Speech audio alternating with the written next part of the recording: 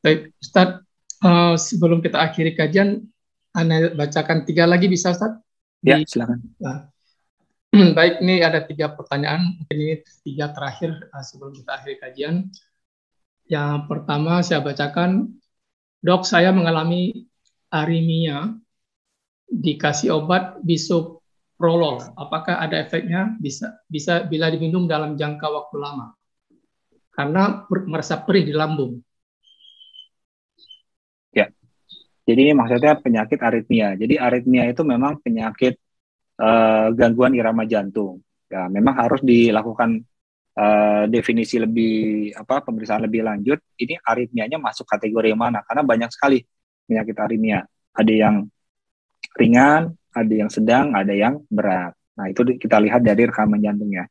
Kalau seandainya ternyata minum obat merasa ada gangguan dari sisi efek samping obat, tentu perlu dicari obat yang efek sampingnya lebih minimal. Misalnya, Dok, saya kalau minum obat ini perut saya jadi perih, jadi nggak enak lambung. Berarti kan ada masalah dengan pemberian obat tersebut, sehingga harus dicari obat yang lain. Atau jangan-jangan ketika pas dievaluasi, Bu, ini aritmianya sudah perbaikan, berarti bisoprololnya bisa dihentikan, Bu, nanti sambil kita evaluasi jangka panjang. Itu bisa juga seperti itu. Jadi sebaiknya Ibu Ida berkonsultasi kembali kepada dokter yang memberikan obat tersebut, sehingga nanti akan dilihat apakah obatnya diganti, ataukah dosisnya diturunkan, atau bahkan obatnya udah nggak diperlukan lagi pada kasus tersebut.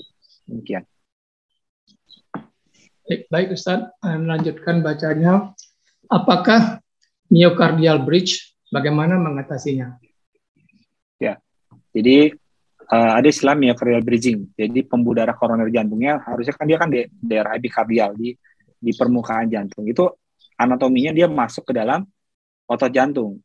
Ya, itu biasanya memang keluhannya seperti penyakit jantung koroner. Jalan sedikit capek, dadanya berat, seperti itu ya. Terus baru aktivitas sedikit, ngos-ngosan. Ya, kita cek EKG-nya normal. Akhirnya dilakukan treadmill test. Treadmill test ternyata EKG-nya berubah, perburukan. Lalu dilakukan tindakan pemeriksaan kateterisasi, koroniografi.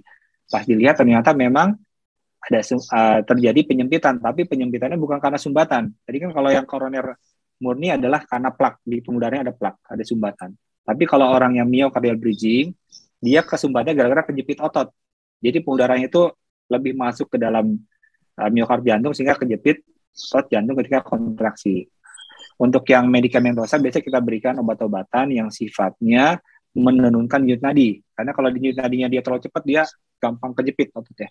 Tapi kalau denyut nadinya lebih lambat, ya kita suruh olahraga rutin, dikasih obat untuk mengurangi denyut jantung, itu efek dari myocardial bridging-nya itu bisa lebih minimal.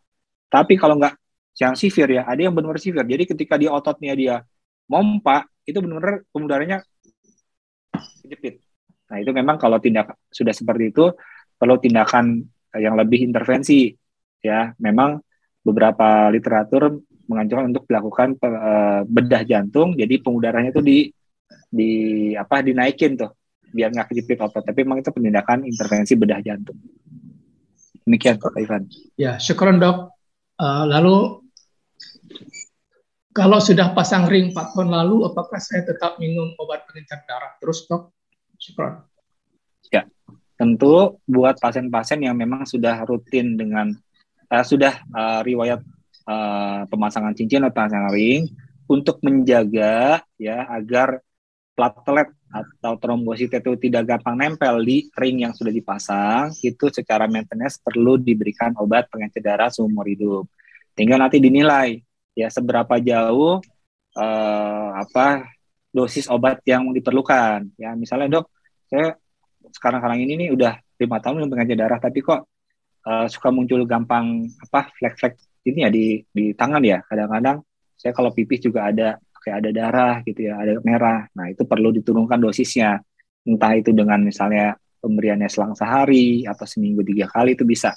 Tetapi secara referensi penggunaannya adalah seumur hidup ya, agar menjaga stem atau ring yang dipasang tidak mudah terjadi penyumbatan kembali, seperti itu. Syukron, Dok. Dok, ya. Terakhir ini bonus 1, Dok ya. Terakhir. Ya. apakah diet karbo dan hanya makan makanan protein dari daging ayam, daging ikan, dan minum susu atau kefir, itu diet yang benar, Dok? Ya, jadi mungkin 2 bulan lalu, 3 bulan lalu ya, itu saya pernah ikut kajian juga ya, memberikan kajian bersama dengan dokter spesialis ya, gizi klinik dari pandangan beliau ya, dokter Gaga di gizi klinik itu memang tetap keseimbangan dari karbohidrat, protein, terusnya vitamin mineral itu tetap dibutuhkan oleh tubuh. Jadi tidak bisa digantikan dengan golongan yang lain ya. Jadi kalau saya masih berpandangan seperti itu gitu ya. Tapi kalau beberapa ada pasien, dok, saya lebih nyaman dengan seperti ini gitu ya. Jadi nggak makan karbohidrat ya, silahkan aja karena berarti sumber kalorinya dari protein dan lemak. Memang masing-masing punya kajian khusus, ada plus minusnya gitu ya. Tapi yang secara umum yang kita pelajari tetap kebutuhan karbohidrat itu tetap diperlukan oleh tubuh sebagai sumber energi utama. Tapi kalau beberapa orang menganggap itu lebih nyaman, silakan. Karena yang perlu diperhatikan adalah beban dari liver ya, itu harus dicek tuh fungsi livernya ya. Kalau terjadi peningkatan sebaiknya tidak dilanjutkan buat diet karbonya karena beban livernya menjadi lebih berat karena dia sumber kalorinya hanya dari protein dan lemak. Demikian.